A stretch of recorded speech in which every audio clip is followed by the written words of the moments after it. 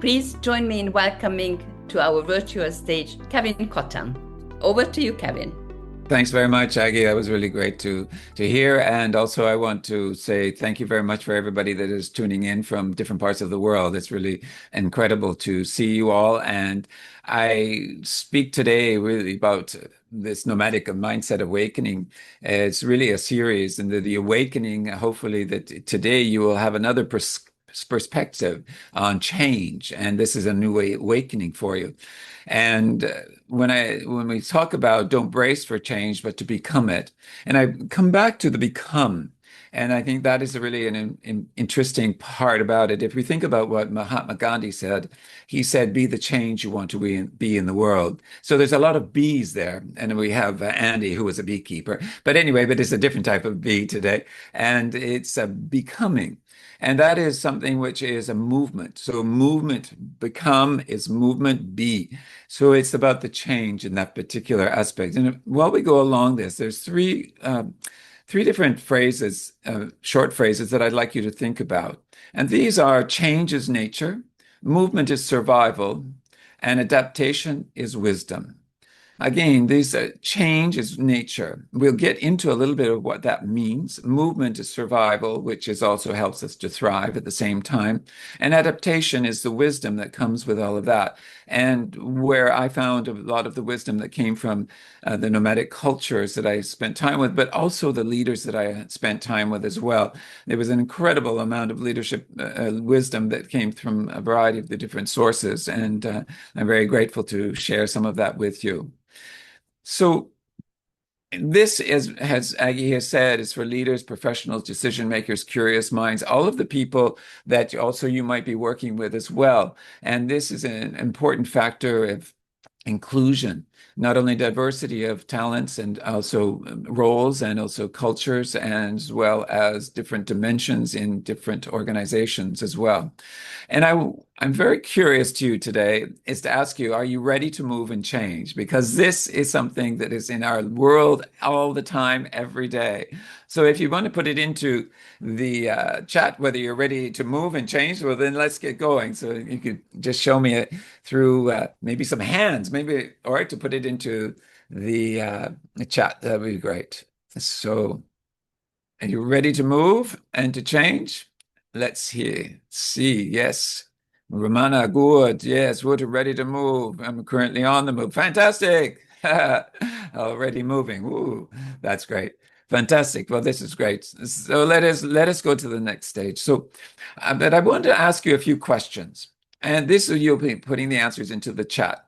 And on a scale of 1 to 10, 1 absolutely disagree, 10 absolutely agree. And there's actually the first question, which in many ways is who I put my hand up, and that's AI. It's not really me putting my hand up to say anything. I have to find out how to get rid of it now. So lower hand. And what we will do here is the first question actually has two answers. And one is a number, so the 1 to 10, and two is answering the question. So here we go with the first question. And the question is, when I hear the word change, I feel tension in my body. So a number, 1 to 10, and then where do you feel it in your body? So when I hear the word change, I feel tension in my body. Where? 2. Okay, disagree. Good. Susie, you disagree.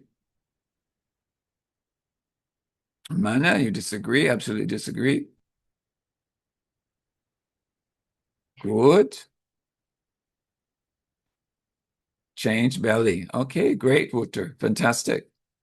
All right, gut, Emmy. Super. It's excitement, not tension. Okay, great. Wonderful.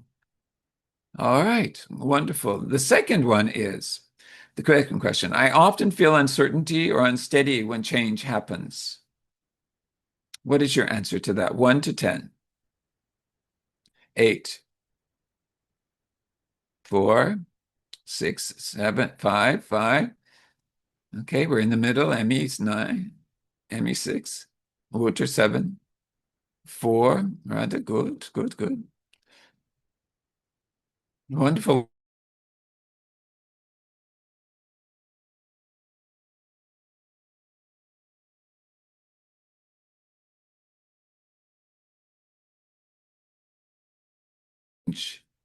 is introduced. What is your answer to this? 1 to 10. 9. Mhm. 6. Fantastic, Meenakshi. Louise, 5. Deep, 8. 7, Imi. 10, Ramana. And D4. And Sandhya, 3. 8. Okay, great. 2. Fantastic. Okay, super, super, super. Thanks, Susie. It's reactive, positive or negative. Yes, okay. Well, wonderful. I think thank you very much for that input, because now I think that we are in the right places to find out a little bit more and to find out the perspective that I wish to share with you, which is really based around the nomadic mindset. So perhaps you are not triggering on your nomadic mindset, is what I would say when we are looking at this idea of change and what it makes you feel or how it makes you feel. And so let us go deeper into this. So the terrain that we talked about, and the terrain is here today, is change. And so the map, so what is the mindset that we need to be able to adjust and to be able to move along with this? So is it the nomadic? Is it the builder? Is it the settler? Is it a combination of all? And this is what we will work on to move forward today, is looking at that terrain, because change is happening on an ongoing basis.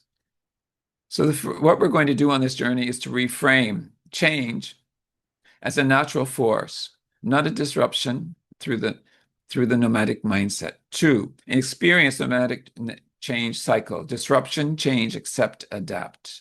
3, discover how communication, clarity, and mindset shift can shift confidence positively. And Q&A. And that's where our journey will take us today, and not completely in depth, but we will be certainly going through this area. So I dare you to move and to change and to spend this time doing that. And think about this. This is a reflection time for you at the same time as a discovery. And I invite you to do that. So in the end, I want to see change through a new lens and to move with confidence, not fear, because often we move with, there's fear, which is connected to a change in many ways. Lead adaptability with uncertain times. All right.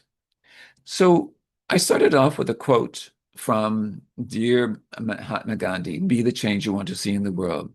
And now there is another quote which I want to share with you, which I found from a Mongolian proverb, which I think is very beautiful. If a lake is not changing the water, it will go stagnant. Change is important. And now I would like you to just put into the chat what words here are standing out for you. If a lake is not changing the water, it will go stagnant. Change is important. No change means stagnancy. Stagnant is bad. Okay. Water and stagnant. Right. Okay. So stagnant is a very interesting word, isn't it, in many ways? And it gives a very sort of visceral feeling and an image that it gives us. And what I would like to also ask and share with you is to look at the definition of stagnant. Stagnant comes from the Latin word stagnatum, and it means to cease to run or flow, be or become stagnant, stand without current. It means cease to be brisk or active. Now, do you see the word be and become also here? So this is also a very interesting aspect, is stagnant. It needs to be moving. It is flow. It is run. It is movement. And that is part of the nomadic mindset, right? That we've talked about. It's stagnant in your life, and whether it might be in your ideas and your thoughts about what you are doing at work or in your profession. And this is often what comes to me as a coach, is often people are becoming blocked or stuck. And I would say that also that the word stagnant is actually involved in that, because there is a flow which is not there. It's impeded in many ways. Now, Heraclitus. I don't know if you know of the Greek philosopher Heraclitus. I think many of you have heard of some of the words that he has said. And he says this from 535 BC. That's when he existed in Greece. And he speaks about change. He's the master of change. And I was recently reading a wonderful article about Heraclitus and change. And he talks about become and becoming the change. And so he says the first thing, the only thing that is constant is change. He also says life is like a river, always in motion. And he said the third one, we never step into the same river twice. And you may have heard some of these before. But the last one means that for you and probably all of us is that it means that change is always, every time you step into a river, it will change. Everything changes. The water changes, your feeling changes, your emotions change, your thoughts change. Everything is on a shift and change. So this is really something that I want you to think about as you go along, that change is motion and change is the becoming. And it is about you becoming the change. Let us go further. So change is all about context. Context be very different. So let's just, let's unpack this a little bit. Change, context. For example, you have a toothbrush. It is worn out. You need to get a new one. But you probably don't even register on any tension or any feeling. You just go, okay, I need a new toothbrush. And then you get a new toothbrush, it's better. And then you might also go to have your lunch one day. Okay, and so there is something there that you aren't able to buy. And you went, oh, but then you choose something else. But that change in what you normally would buy gives you an option at the same time. Or it gets even more difficult is, for example, if you've lost a job, you walk in and your job has now become redundant. And then there's an incredible tension which goes on in your body. And so then you go into a downward spiral, some people may find that exhilarating and go, yes, fantastic.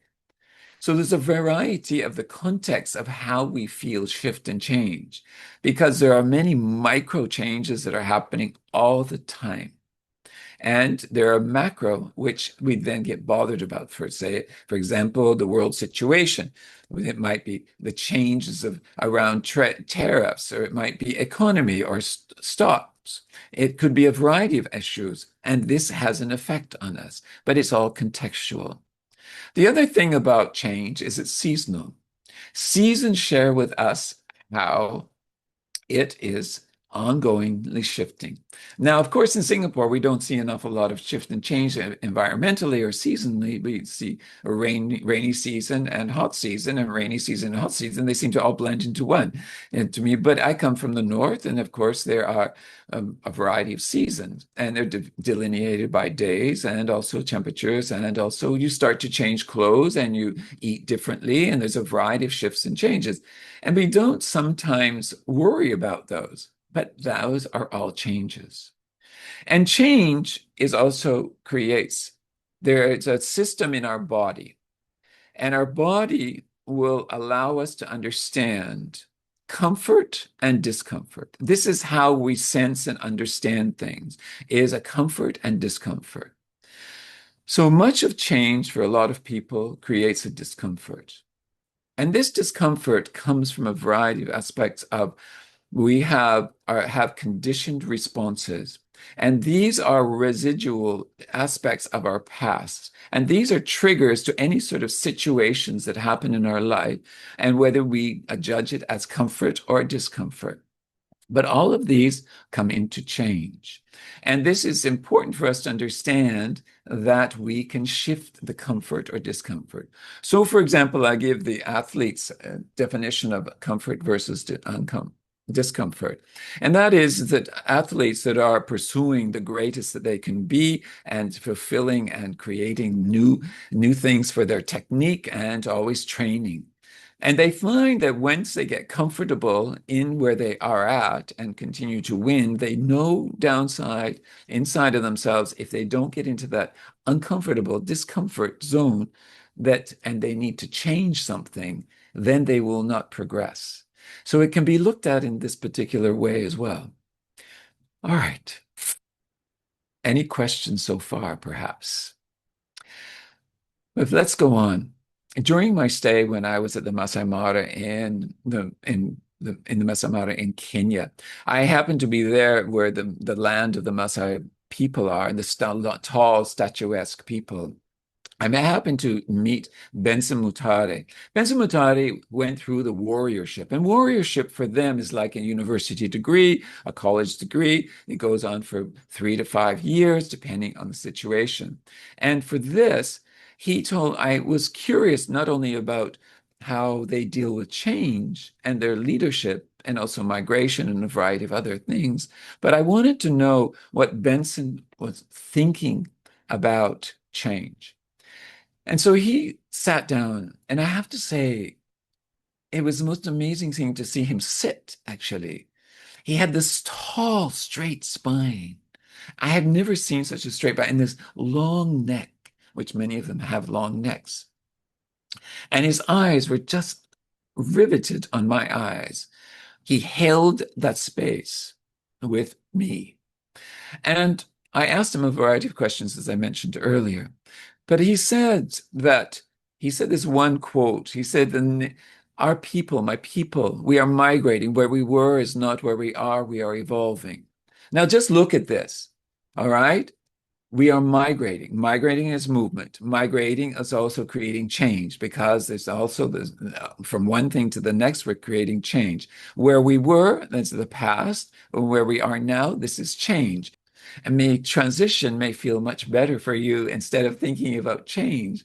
And when I work with my clients, they get very visceral about any words around change. And I asked them, well, what's the difference between transition and change for them? And they said, change is much softer. It is much more movement based. It is something which it doesn't bother me. I get a change. It has a rigidity to me. And so we've moved that with my clients to think about transition. So as we transition to the next story or to the next part of what Benson has to say, he says that change is movement. And he says that change is the nature of the rule of life, the universal interconnected ecosystems. Again, what do we see here in this? Nature. It's not just the nature of the rule of life, it's also reminiscent of the seasons, which is change. It's also true nature, is always shifting and changing. And now, when you go out on a walk or when you go into the forest, you can see the change is happening. You can see the growth. You can see the different plants, how they're interacting with each other. This is all shifts and changes. And also, Heraclitus also mentions this. He says change is a natural part of existence. So why do we get so worried about change? We as human beings today, this is where we've lost part of who we really know, and that is the true nature of the nomad in us, which understands that everything is interconnected. And this is the old mindset that we're thinking about, which is a very industrialized mindset, which is creating either the builder mindset or the settler mindset, which I've talked about. And I'll just bring in at this point in time, the settler mindset is very important for us all. We all have that. It's important for us to have. However, what is that doing? Sometimes the settler does not like discomfort. In fact, most of the time, they don't like risk. They only like the status quo. They don't like to shift.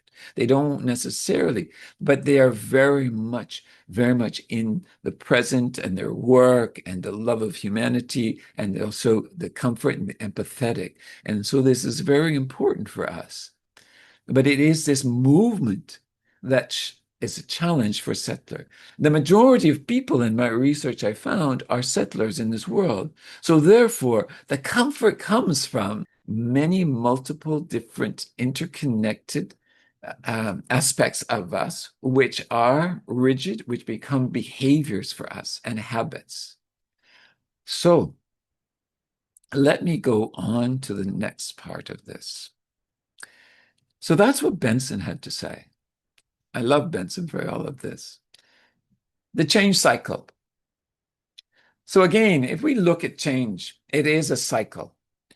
First of all, we think about disruption. Now, disruption has been since the very beginning of time. The Big Bang Theory comes out, and also the Earth was created. All right? And then a variety of the universes as well. So disruption has been with us always. And sometimes, like in the 2012, 2013, it also became a very big buzzword around digital transformation, the disruption in the organizational systems, the disruptions in the world. But there's always been that. And disruption leads to a change, some sort of shift and change. That disruption is a movement which creates another movement, which is change. And then for us, it is about going into the acceptance of that, acceptance that there is change. And then we start to adapt. We become familiar with it. But then the cycle begins again. Something else happens, something else, and a circular motion happens, is that we get this. So, for example, let's take the toothbrush again, which we don't really think about as change. The disruption is, oh my God, my toothbrush. Okay, it's old. It doesn't work anymore. I've got to get a new one. Okay, now the disruption is I've got to go to the shop and I've got to do that. But there's a change. You buy a new one. That's a change of a new brush, a toothbrush. It might even be the make of it, the brand. And now you accept it and you adapt to the new one until you have to have another shift and a change. Now, the job situation, which is a macro, is a difficult one, for example, for people. The disruption is I'm fired. That goes even deeper. It goes into now incredible discomfort. It goes into the mind is working overtime. It goes into the fear of am I not worthy? It goes into a variety of habits, and it goes into a variety of different interconnected pieces, which are the triggers which don't allow us to function as well, because we react on those in a certain way. But they bring change because we have to shift and change out of that. So we start to look around and we start to come out of that time of where we have certainly felt bad about ourselves. We've gone down in the spiral, but the change starts to happen. We find something new, and the acceptance of something new and adaptation. But this happens on an ongoing cycle. This happens so that in our life, daily, daily, daily, and we do it absolutely as if it's on a treadmill. We just do it over and over and over again. We are creatures of habit. We are creatures of repetition. And that is how we are constantly shifting and changing as well. And it's practice, right? Is we need to practice to change. It may sound strange, but it's the practice of the change cycle that is coming through for us. Let me share with you another story. I'm in Mongolia, September 2017, somewhere in the Mongolian steppes. All right. I'm in a Mercedes van, zooming along the road, and our destination is the place where we are going to go, which is that yurt. Okay, there is my mentor, there is my SO, who is my translator and guide, there is the photographer, and Badi, who is the driver. And so we're going along. SO phones the family that we're going to visit, and she gets the woman, the wife on the phone. She says to turn off at number 277. There is a billboard there, just turn to the left. Well, this is what you can see here in this picture is exactly, there was hardly anyone in, pitch black. All you could see is the stars. And so Badi comes to 277 and he turns to the left. He turns off of the road into the steps. And we're trundling around. We couldn't find where we're going. He is moving and shifting and changing and going up and down gullies. He is going everywhere, but we cannot see where we're going. So he turns around, he goes back to the highway, turns to the left, and he continues on direction. And then Esther decides to phone again to the family. She gets the husband, and the husband says, you need to turn off at the billboard and number 227. And so we think, okay, we've gone past this. We turn around, we come back, oh, and there is the billboard. Yes, we were going in the wrong direction. 227. He turns to the left and off he goes up and down hills and all over the place. And he's just shifting and changing. And that is exactly what they do. And we see the lights of the car that the husband put on. And then we go towards those lights. So what is this story about? This story is I was feeling rather nervous in the car. And Frederick, my mentor, was feeling a bit nervous. The three Mongolians in there were just doing it as if normal. They didn't worry. They were just, okay, we go and try this, and we tried there, we tried this. And this is exactly how they see change. The nomads, and the Mongolians especially, Negwe says, have trust and try it mindset, whereby if it doesn't work, just leave it, move on. If it works, move on. And if it works, go for it. So what did we do? We did all these shifts and changes constantly with Badi. And he was just trusting and everything would work. And he tried and he changed the direction. He changed all sorts of things. I mean, eventually it worked out. And she said, because of this whole mental aspect of a trust and try it mindset, is that they love to be curious and they like to try something new. And they're constantly doing this, and this is shifting and changing. They love the movement of that. And so they're much, much loved in Korea, especially Japan, wherever that they go, because of this. And they're not locked into their position. They're not locked into their role. They're not locked into status of roles. They're more interested in the curiosity of learning something and growing. So this is part of what this change is about, that we need a mindset that allows us to trust and try it, and to observe it as not fear, and to observe it as something that is going to, as I said before, how can we move this shift, this change of these interconnected pieces of rigidity that we have inside of ourselves? And that comes from awakening and awareness. And the awareness that we have the ability to just flex and move and adapt to every path. And that is the terrain. We need to use a different map for the terrain. Look at the map today and look at the terrain today, I should say. Is today we need more than ever to be able to handle the shifts and changes and not see them as changes, but movement. Sure, they can be movement in a bad way. They can be movement in the wrong direction, which we see a lot of. But where is the opportunity in that for us to see it in a positive way? What does it bring to us?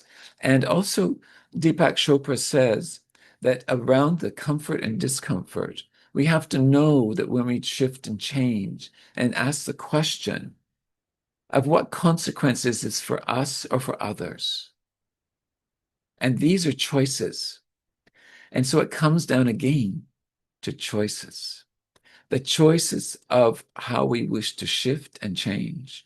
The choices of moving past our old habits and beliefs, which are back when we were much younger, and we locked them in.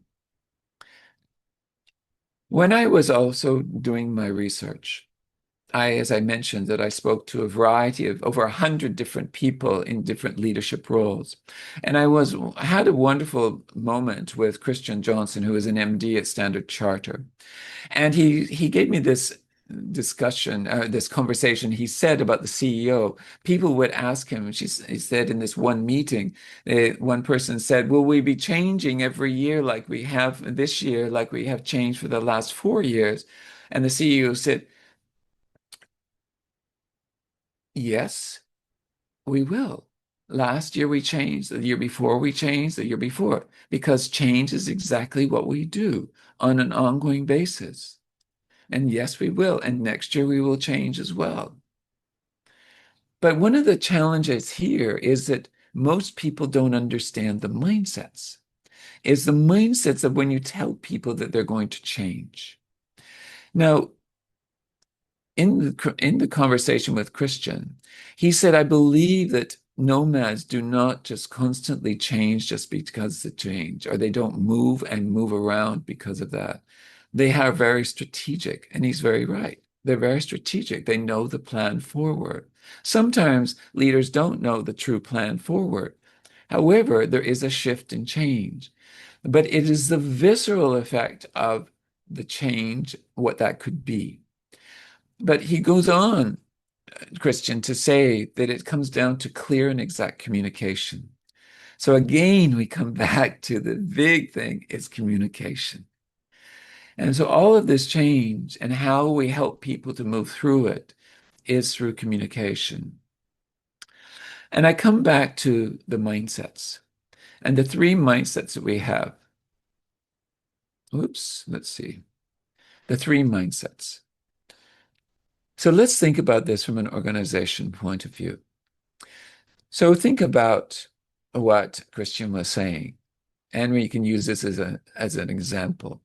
Is that if you're telling a group of people in a town hall that are majority settler, and they hear the word change, and you hear the CEO go off on all these plans and excitement, and their people are sitting there in their mind going, "Oh, I don't know, this is a bit scary."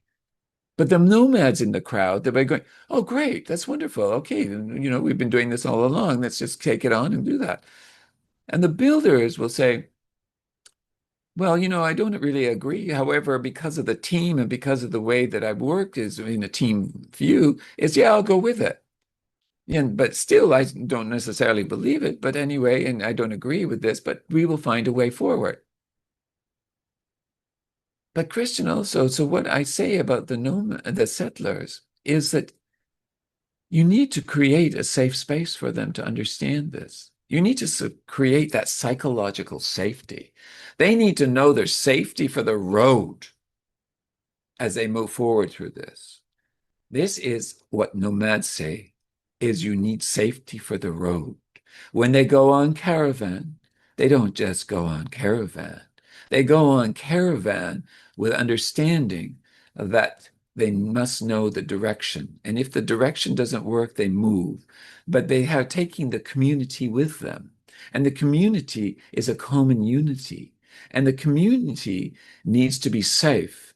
And so this is what they prepare, that not only psychological safety, but that movement safety of being able to shift and change in a very harmonious way.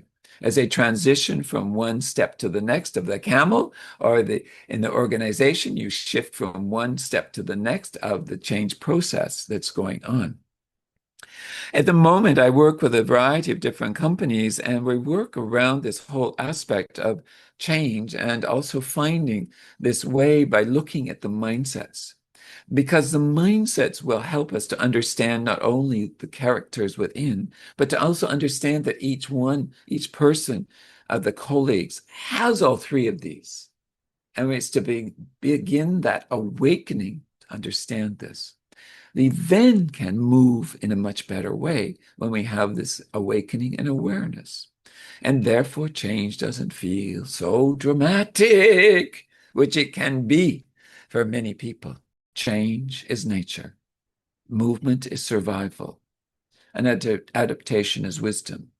I'm suspecting that you've come out of here with some thoughts and some ideas and a perception which is actually different than what you thought about change. You can actually put it into the chat what you've actually taken away and what is the perception now for you. And I invite you to do that, is to share. Is it stagnant anymore, your thoughts around change? Or is there movement? Change isn't an event, it's a process. I embrace it. Fantastic. And I know you do, Andy. You're always on the shift to change. Very good. It's a multiple series of events which are happening at a lightning speed. Always believe that change is constant. Right. Wonderful. Change is a journey. Absolutely. Anything else is great.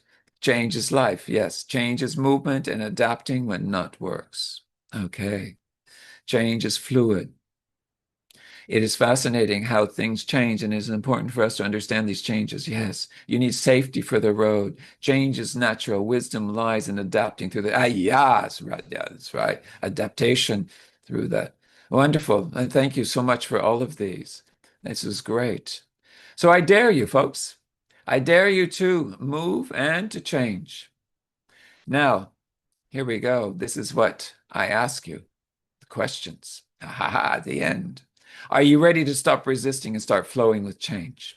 Yes? Change of hands? Yes? Good. Are you ready to embrace uncertainty and confidence and clarity? Yes, no, yes, yes. Good. Are you ready to shift your mindset and become change itself? Yes, no, I am. I don't know. I want to do that. Fantastic. All right, everybody. This has been really wonderful. And as I mentioned to you, if you want to get on a call and we can chat about change a little bit more for yourself, of your organization and how it happens and how we can talk about the nomadic mindset and get that movement into your organization and for yourselves especially as well. So I say, let us go nomading together.